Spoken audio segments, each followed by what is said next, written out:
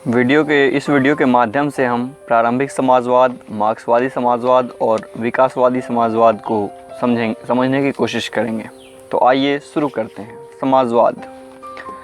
समाजवाद का उदय के संबंधों में बीपी वर्मा लिखते हैं कि समाजवादी विचारधाराओं का बीज पुराना है। उसमें मानव को उन्नत करने की और प्रचलित व्यवस्था की आलोचना करने का जो विचार है, उसका स्रोत प्राकृतिक नियम की कल्पना में ही मिल जाता है। ईसा से कई सौ शताब्दियों पूर्व ही दार्शनिकों तथा पैगंबरों का ध्यान सामाजिक असमानता, शोषण, निर्धनता आदि को आकृष्ट हुआ, जबकि उन्होंने एक ऐसे जगत की कल्पना की थी जहां न्याय, समानता, संपन्नता का साम्राज्य होगा। ऐसे विचारकों में एमोस, होशिया, ईसाइया, जर्मिया, अज़कील, ड्यूटो, ईसाइयस आदि का नाम उल्लेखनीय है। यूनानी चिंतकों में प्लेटो को पहला स्वप्नलोकीय चिंतक माना जाता है। उसने अपने ग्रंथ रिपब्लिक में शासक वर्ग के लिए संपत्ति के साम्यवाद तथा परिवार के साम्यवाद की बात कही। उसके पश्चात रोमन काल तथा मध्य युग में भी ऐसे घन विरोधी आंदोलन हुए जिन्हें समाजवादी आंदोलन का पूर्व रूप कह सकते हैं। ऐसे विचारकों में कवि वर्जिल, सेनेका, हॉरेंस, टेसिटन, जेनेबुल, जुवेनल, जोसेफर, जॉन बॉल आदि का नाम उल्लेखनीय है। आधुनिक युग में टॉमस मोर ने अपनी कृति यूटोपिया में दैनिक श्रम, उत्पादन, वितरण आदि संबंधी अपने विचार प्रकट किए। रूसो ने अपने ग्रंथ असमानता के उद्भव में व्यक्तिगत संपत्ति को सभी बुराइयों की जड़ माना। गॉडविन जैसे विचारकों ने अराजकतावाद का समर्थन में जो तर्क दिए, उसका उद्देश्य पूंजीवादी व्यवस्था के दोषों को सामने लाना था। 1833 में सोशलिज्म शब्द का सबसे पहले प्रयोग हुआ था। अपने आधुनिक युग में समाजवाद का उद्भव 1789 के बाद अथवा 18वीं शताब्दी के उत्तरार्ध में माना जाता है। समाजवाद का अर्थ और परिभाषा। समाजवाद क्या है, यह बताना मुश्किल है। रेमजे म्यूर के अनुसार समाजवाद एक गिरगिट के समान है जो वातावरण के अनुसार अपना रंग बदल लेता है। जोंक कहते हैं कि समाजवाद एक टोप के समान है जिसकी शक्ल अत्यधिक धारण की जाने के कारण बिगड़ चुकी है। जोंक नहीं, ये नाम है जोर, यहाँ मिसप्रिंटिंग हो गया है। CMG जोर कहते हैं कि समाजवाद एक ऐसे टोप के समान है जिसकी शक्ल अत्यधिक धारण कर जाने के कारण बिगड़ गई है।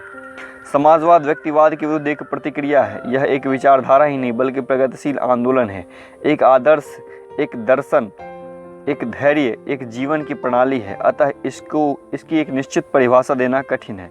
फिर भी इतना कहा जा सकता है कि यह पूंजीवाद का विरोधी है तथा उत्पादन के साधनों पर समाज का नियंत्रण चाहता है। परिभाषाएं। समाजवाद की कुछ प्रमुख परिभाषाएं निम्नलिखित हैं। सिडनी बेब कहते हैं कि लोकतंत्रीय विचार का आर्थिक पक्ष ही समाजवाद है। सेलर्स, समाजवाद एक जनतंत्रीय आंदोलन है जिसका उद्देश्य समाज के ऐसे आर्थिक संगठन का निर्माण करना जो व्यक्ति को हर समय अधिकतम संभव न्याय और स्वतंत्रता दे सके।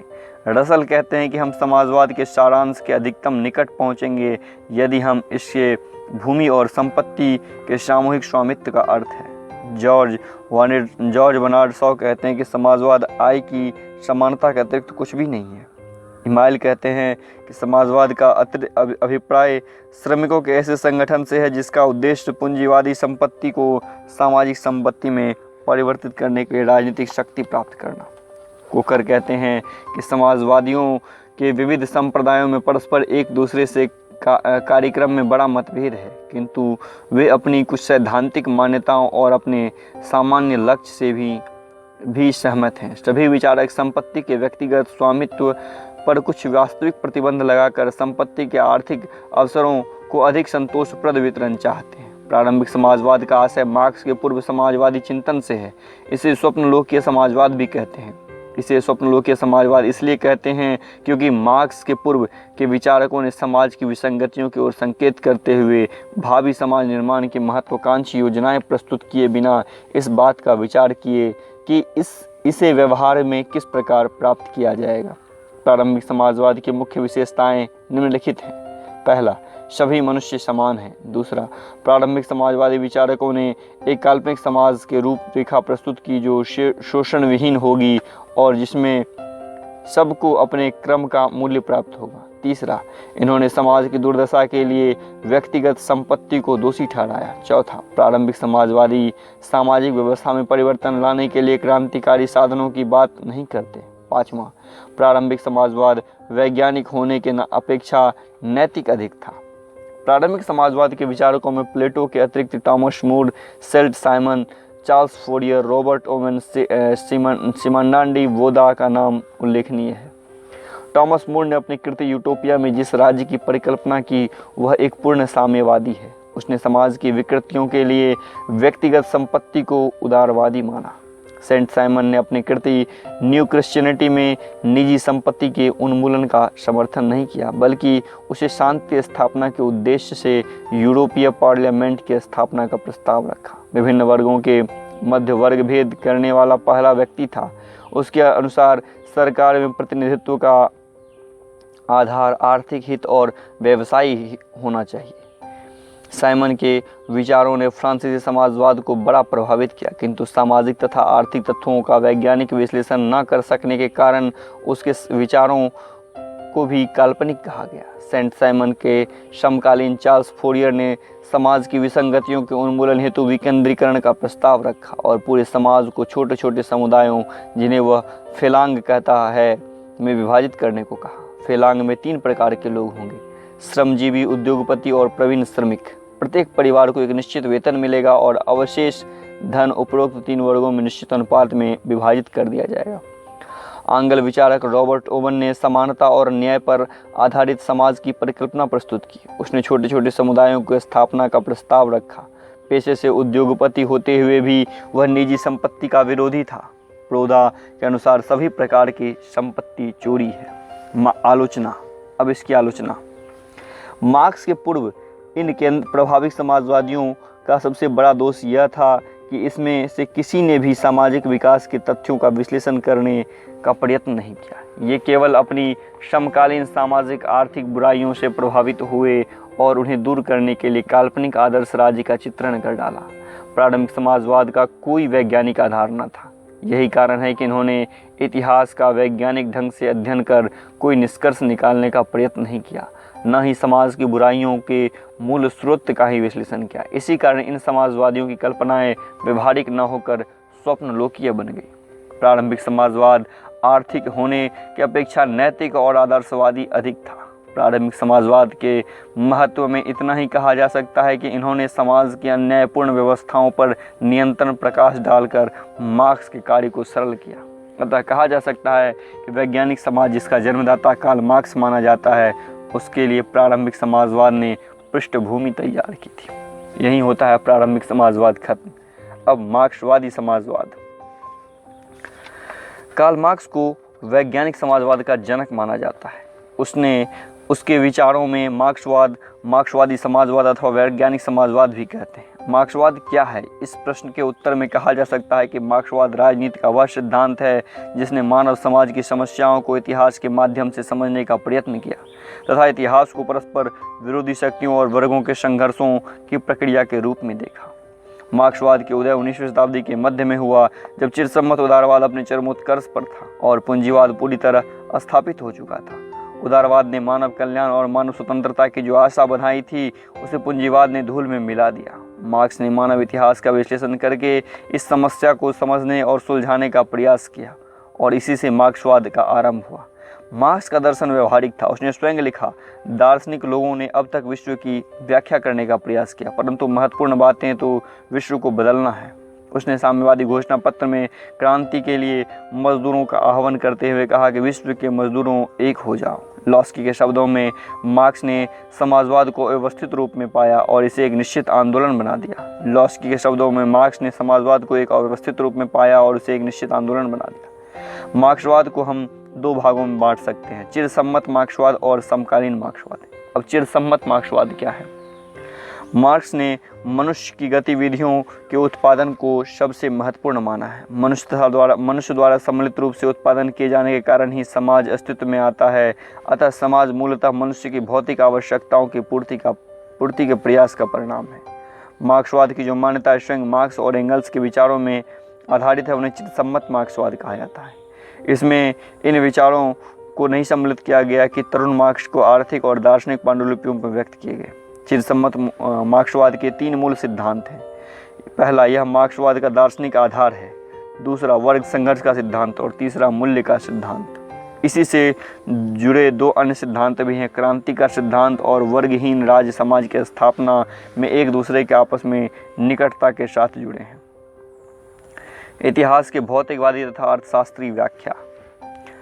इसका तात्पर्य है कि इतिहास के किसी युग में समाज के आर्थिक संबंध समाज की प्रगति का रास्ता तैयार करने तथा राजनीतिक, कानूनी, सामाजिक, बौद्धिक और नैतिक संबंधों का स्वरूप निर्धारित करने में सबसे बढ़कर प्रभाव डालते हैं। मार्क्स ने पहली बार यह व्याख्या किया कि आर्थिक संबंध जिससे उसका आशय उत्पादन की शक्तियाँ तथा वितरण की प्रणाली से में बदलाव से समाज का स्वरूप भी बदलाव आ जाता है। मार्क्स के अनुसार किसी राष्ट्र या समाज के विकास की प्रक्रिया में आर्थिक तत्वों, उत्पादन, विनिमय, वितरण की भूमिका प्रधान तथा अन्य तत्वों सहित कला, संस्कृति, कानून, धर्म की भूमिका गौण होती है। इतिहास की भौतिकवादी व्याख्या करते समय मार्क्स ने द्वंद्वात्मक भौतिकवादी पद्धति को अपनाया। उसने द्वंद्ववाद की पद्धति हीगल से तथा भौतिकवाद की पद्धति फेयरबाख से ग्रहण की। हीगल से प्रभावित मार्क्स ने सामाजिक परिवर्तन की प्रक्रिया को अपनाया, किंतु उसके द्वंद्वात्मक प्रत्ययवाद की जगह द्वंद्वात्मक भौतिकवाद को मान्यता देकर द्वंद्वात्मक पद्धति को नई दिशा दी। हीगल के विपरीत मार्क्स का मानना था कि सृष्टि में एकमात्र वास्तविक पदार्थ है, न कि विचार। मार्क्स के अनुसार भौतिक जगत में निरंतर परिवर्तन होते रहते हैं। परिवर्तनों की यह प्रक्रिया सीधी रेखा में नहीं वरन द्वंद्वात्मक शैली में होती है। ये परिवर्तन केवल परिणाम परक नहीं होते वरन परिणाम परक परिवर्तनों की प्रक्रिया गुणात्मक परिवर्तनों को जन्म देती है। हीगल की भांति मार्क्स ने भी माना कि विकास की प्रक्रिया 3 अवस्थाओं से गुजरती है, वाद, प्रतिवाद तथा संवाद। ये तीनों प्रक्रिया तब तक चलती रहती है जब तक समाज परम सत्य की स्थिति न प्राप्त कर ले। मार्क्स ने द्वंद्वात्मक भौतिकवाद का प्रतिपादन करके समाजवाद को वैज्ञानिक आधार भूमि प्रदान की। उसने हीगल के राष्ट्र राज्य के स्थान पर वर्गहीन समाज के विकास की चरम परिणति माना।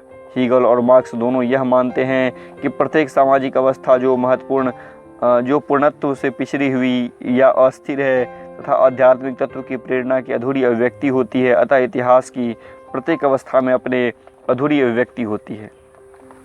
अतः इतिहास की प्रत्येक अवस्था में अपने विनाश के बीज निहित होते हैं।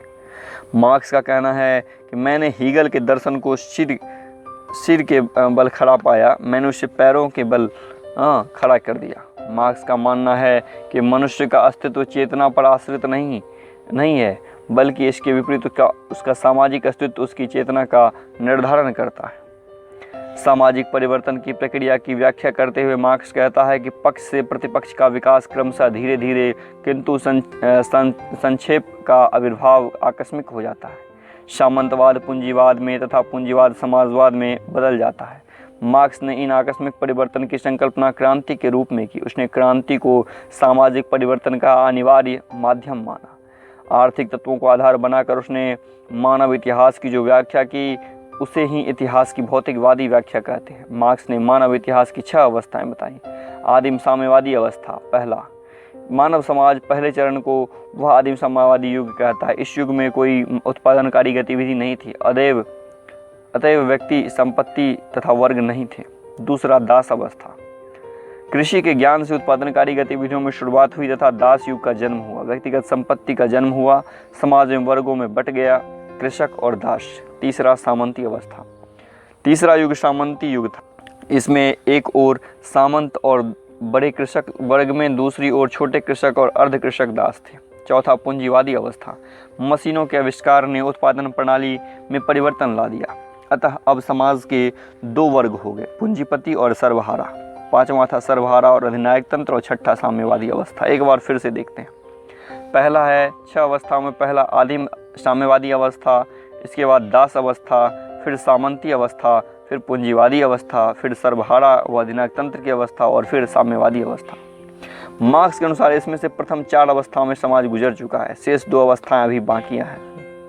मार्क्स के अनुसार किसी भी समाज में विद्यमान आर्थिक संबंध उस समाज के आधार या अधोर संरचना का निर्माण करते हैं। इसी पर समाज की ऊपरी संरचना, जिसमें साहित्य, कला, दर्शन, राज्य और विचारधाराएं सम्मिलित है, आधारित होती है।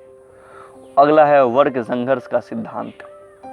मार्क्स ने ऐतिहासिक परिवर्तन की प्रक्रिया में वर्ग संघर्ष की भूमिका पर विशेष बल दिया है। इसके अनुसार समाज का अब तक का इतिहास वर्ग संघर्ष का इतिहास है।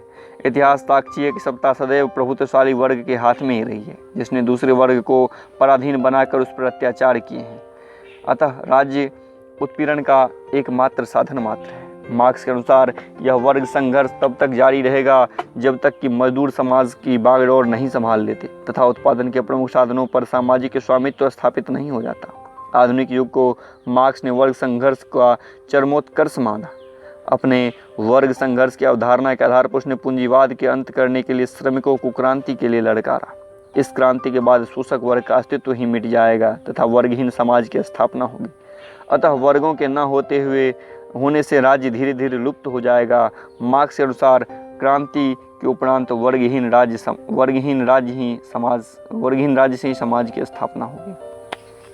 मार्क्स ने इसे साम्यवादी समाज कहा है, जिसमें समाज विशेष व्यवस्था लोक से निकलकर स्वतंत्र लोक में प्रवेश करेगा। मार्क्स के अनुसार साम्यवाद की स्थापना से पूर्व एक अंतरिम अवस्था को पार करना होगा, जिसे उसने समाजवाद की संज्ञा दी। इसकी मुख्य विशेषता सर्वहारा का अधिनायक तंत्र है। यह संक्रमणकालीन अवस्था है। इसमें राज्य का स्वरूप उत्पीड़नकारी होगा, जिसमें पुराने शोषक वर्ग का उत्पीड़न किया जाएगा। मार्क्स ने सर्वहारा के अधिनायक तंत्र को सच्चा लोकतंत्र माना, क्योंकि इसमें सत्ता किसी वर्ग विशेष के हाथ में न होकर श्रमिक वर्ग के हाथ में होती है। मार्क्स के अनुसार समाजवाद में प्रत्येक व्यक्ति को अपने श्रम का मूल्य मिलेगा। इसका अर्थ वाक्य है कि प्रत्येक व्यक्ति को अपने सामर्थ्य के अनुसार कार्य करेगा और कार्य के अनुसार प्राप्त करेगा। संक्रमण काल के उपरांत की अवस्था को मार्क्स साम्यवाद कहता है। मार्क्स के अनुसार यह आदर्श अवस्था है। इसका आदर्श वाक्य है, प्रत्येक व्यक्ति अपनी क्षमता के अनुसार कार्य करेगा और आवश्यकता अनुसार प्राप्त करेगा। वर्ग संघर्ष सिद्धांत यहीं समाप्त होता है। अब आता है मूल्य सिद्धांत। पूंजीपति वर्ग श्रमिकों के शोषण के व्याख्यापित करने के लिए मार्क्स अतिरिक्त मूल्य का सिद्धांत देता है। अतिरिक्त मूल्य से तात्पर्य उस मूल्य से है जो श्रमिक के श्रम का परिणाम है, परंतु जिसे पूंजीपति हड़प लेता है। इस सिद्धांत का वर्णन उसने दास कैपिटल में किया है। मूल्य सिद्धांत के अनुसार वस्तुओं का सामान्य सामाजिक सार तत्व श्रम है। किसी वस्तु का मूल्य इसलिए होता है क्योंकि वह सामाजिक श्रम की परिणति होती है। मार्क्स के अनुसार किसी वस्तु का मूल्य उस समय काल के आधार पर निर्धारित होना चाहिए जो उसके उत्पादन में औसतन लगता है। मूल्य और कीमत में अंतर करते हुए मार्क्स कहता है कि मुद्रा के रूप में अभिव्यक्ति मूल्य से कीमत का पता चलता है। प्राकृतिक कीमत के अलावा बाजार की कीमत चढ़ती उतरती चलती रहती है। इस प्रकार उतार चढ़ाव का प्रभाव श्रम की कीमत पर भी पड़ता है। अतः स्व आवश्यकता पूर्ति के लिए अतिरिक्त कार्य करने को विवश करता है, किंतु इसका अतिरिक्त मूल्य ही मालिक का मुनाफा बन जाता है। इसे ही मार्क्स चोरी कर कहा है। मार्क्स के अनुसार पूंजी अपने आप में कोई मूल्य पैदा नहीं करती, बल्कि अपने मालिक को दूसरों के श्रम से पैदा होने वाले मूल्यों में चोरी कर लेने के मौका देती है। समाजवादी व्यवस्था में मजदूरों को श्रम की पूरी मजदूरी मिलेगी और विकास कार्यों हेतु उत्पादित मूल्यों का जो हिस्सा अलग रखा जाएगा वह अतिरिक्त मूल्य नहीं कहलाएगा, क्योंकि उसका लाभ स्वयं मजदूर वर्ग को होगा। अगला है मार्क्सवाद के संबंध में लेनिन का विचार। 1917 में रूसी क्रांति के नायक लेनिन ने चित्तसम्मत मार्क्सवाद के सिद्धांतों को व्यवहारिक रूप देने का प्रयत्न किया। लेनिन ने मार्क्स की प्रेरणा लेकर क्रांति के व्यवहारिक कार्यक्रम बनाए और उसे सार्थक बनाने के लिए अपनी रचनाओं द्वारा मार्क्सवाद की नई धारणा प्रस्तुत की। लेनिन ने मार्क्सवाद में जो परिवर्तन किए हुए निम्नलिखित हैं। मार्क्स का मानना था कि पूंजीवादी व्यवस्था के अंतर्गत जो वर्ग पूंजीपति और मजदूर रह जाएंगे। मजदूर वर्ग पूंजीपति वर्ग के विरुद्ध क्रांति करेगा। इसमें संशोधन करते हुए लेनिन ने कहा कि क्रांति की भूमिका सैनिक, किसान और मजदूर तीनों वर्ग मिलकर संभालेंगे और इस क्रांति से निरंकुश शासक, जमींदार और पूंजीपतियों के विरुद्ध होगा ये क्रांति। मार्क्स का मानना था कि वर्ग चेतना सर्वहारा वर्ग में शीघ्र व्याप्त हो जाएगी और वह संगठित होकर क्रांतिकारी की भूमिका संभाल लेगा। लेनिन ने कहा, बुद्धिजीवियों का समूह क्रांति की ज्वाला को प्रज्वलित करेगा और मजदूर वर्ग क्रांति की बागडोर संभालेगा। व्यवहारिक स्तर पर यह कार्य रूस के साम्यवादी दलों को सौंपा गया, जिसका संस्थापक स्वयं लेनिन था। तीसरा है, मार्क्स का मानना था कि सर्वहारा की कोई विचारधारा नहीं होती, क्योंकि वह सत्तारूढ़ नहीं है, किंतु लेनिन ने सर्वहारा या घोषित शोषित वर्ग के लिए भी विचारधारा की बात कही है, क्योंकि वर्ग चेतना के विकास के लिए समाजवादी विचारधारा का प्रचार जरूरी है। लेनिन के अनुसार अंतर्राष्ट्रीय क्षेत्र में साम्राज्यवाद पूंजीवाद का चरमोत्कर्ष है। इसलिए उसने सुझाव दिया कि 20वीं शताब्दी के विश्व में अल्प विकसित देशों के लिए सर्वहारा की भूमिका संभाल कर साम्राज्यवादी देशों के विरुद्ध क्रांति करनी ही होगी। अगला पॉइंट है समकालीन मार्क्सवाद। समकालीन मार्क्सवाद के अंतर्गत मार्क्सवाद के मानवीय पक्ष पर विशेष बल दिया जा रहा है। इसका ध्येय केवल उत्पादन प्रणालियों में पूंजीवाद की जगह समाजवाद लाना नहीं, बल्कि बेबस मनुष्यों को सच्ची स्वतंत्रता दिलाना है। मार्क्स का मानववादी चिंतन। तरुण मार्क्स की कृति इकोनॉमिक्स एंड फिलोसफिकल मैन्यूस्क्रिप्ट 1844 में मार्क्स का मानववादी चिंतन पर सर्वोत्तम विवरण मिलता है, जो कि 1927 तक अज्ञात थी। ये 1932 में जर्मन भाषा में प्रथम बार प्रकाशित हुई। मार्क्स के शब्दों में साम्यवाद का निजी संपत्ति और मानवीय परायपन के नितांत उन्मूलन और मानवीय प्रकृति का मानव के लिए यथार्थ विनियोजन है। साम्यवाद पूर्ण विकसित प्रकृतिवाद के रूप में मानववाद है और पूर्ण विकसित मानववाद के रूप में प्रकृतिवाद है। मार्क्स ने अपनी आरंभिक कृतियों, आर्थिक और दार्शनिक पांडुलिपियों के अंतर्गत मानव की खोई हुई स्वतंत्रता को फिर से वापस लाने के लिए निजी संपत्ति के उन्मूलन का समर्थन किया है, किंतु यह संकेत नहीं दिया कि यह उन्मूलन किस प्रकार संभव होगा। अपनी परिवर्ती कृतियों the communist manifesto, critic of political economy, पूंजी आदि के अंतर्गत मानव की खोई हुई स्वतंत्रता की वापसी के लिए वर्ग संघर्ष ही यंत्र को साधन माना है। जॉन ह्यूटस ने अपनी पुस्तक मार्क्सिज्म एंड ओपन माइंड में मानवतावाद के रूप में मार्क्सवाद को महत्वपूर्ण समझा। उसके अनुसार मार्क्सवाद मानवतावाद का उच्चतम विकास है। परायपन की संकल्पना। अगला पॉइंट, परायपन या अलगाव की संकल्पना मार्क्स के आर्थिक और दार्शनिक पांडुलिपियों का प्रधान विषय है। इसमें उसने पूंजीवादी प्रणाली की आलोचना मुख्यतः उसके अमानवीय और श्रमिकों के परायपन की दृष्टि से की। अतः अपनेपन की वापसी के लिए पूंजीवाद का अंत जरूरी है, क्योंकि पूंजीवाद व्यवस्था के अंतर्गत मनुष्य ने अपनापन नहीं रह जाता।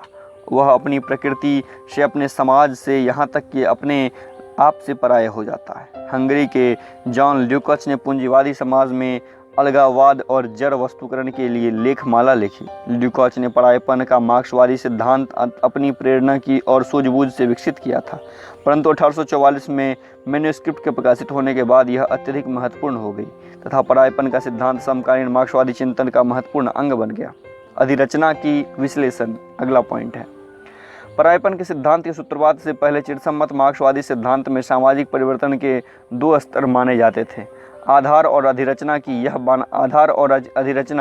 यह माना जाता था कि आधार में मौलिक परिवर्तन के साथ अधिरचना में अपने आप तदनुरूप परिवर्तन हो जाता है। परंतु जब से परायपन का सिद्धांत मार्क्सवादी चिंतन का महत्वपूर्ण अंग बन गया, तब से माना जाने लगा कि मनुष्य और उसकी संस्कृति भी मार्क्सवादी विश्लेषण का उपयुक्त विषय है। अतः उसका विस्तृत अध्ययन शुरू हो गया। इटली के विचारक ग्राम्सी का यहाँ उल्लेख करना समीचीन होगा। उसने प्रिजन नोटबुक में प्रधानता के सिद्धांत का प्रतिपादन किया। ग्राम्सी ने प्रधानता के सिद्धांत, हेजिमनी, इटली का था। उसने अपने निष्कर्ष में कहा कि साम्यवादी आंदोलन की मूल रणनीति पूंजीवादी राज्य को छिन्न भिन्न करने तक सीमित नहीं करनी चाहिए, बल्कि उसे उस मूल्य और मान्यताओं के क्षेत्र में बुजुर्गा प्रभुत्व का अंत करने में भी उतना ही तत्परता दिखनी चाहिए जो बुजुर्गा समाज और नियमों को वैधता प्रदान करती है, जिन्हें उन्हें वैधता संरचनाओं की संज्ञा दी है, वैसे परिवार, स्कूल, चर्च आदि हैं। अगला पॉइंट है स्वतंत्रता की संकल्पना। एक मानवीय दर्शन होने के नाते मार्क्सवाद मूलतः स्वतंत्रता का दर्शन है, जिसका उद्देश्य जनसाधारण की व्यवस्था से मुक्त करके स्वतंत्रता की ओर ले जाना है। एंगल्स ने अपनी पुस्तक एंटी ह्यूरिंग में व्यवस्था और स्वतंत्रता में अंतर करते हुए कहा कि स्वतंत्रता का अर्थ यह है कि हम जिन नियमों के आगे विवश हैं उनकी वैज्ञानिक जानकारी प्राप्त करके उन्हें निश्चित उद्देश्यों को प्राप्त का साधन बना सकें। एंगल्स के अनुसार पूंजीवादी समाज की मुख्य पहचान विषमता है, स्वतंत्रता नहीं। उन्होंने औद्योगिक प्रणाली की आलोचना नहीं की, बल्कि उसके प्रहार का लक्ष्य पूंजीवादी प्रणाली है, क्योंकि उत्पादन के साधनों पर पूंजीवादियों का एकाधिकार होता है। मार्क्स तथा एंगल्स ने आधुनिक औद्योगिक व्यवस्था तथा तकनीकीकरण को मानव सभ्यता के लिए वरदान माना, क्योंकि इसमें प्रकृति के नियमों की वैज्ञानिक जानकारी द्वारा उत्पादन की क्षमता बढ़ती है, जिससे मानव समाज को भौतिक संतुष्टि का साधन प्राप्त होता है। अतः समाजवादी क्रांति होने पर समाज व्यवस्था लोक से निकलकर स्वतंत्र लोक में प्रवेश करेगा।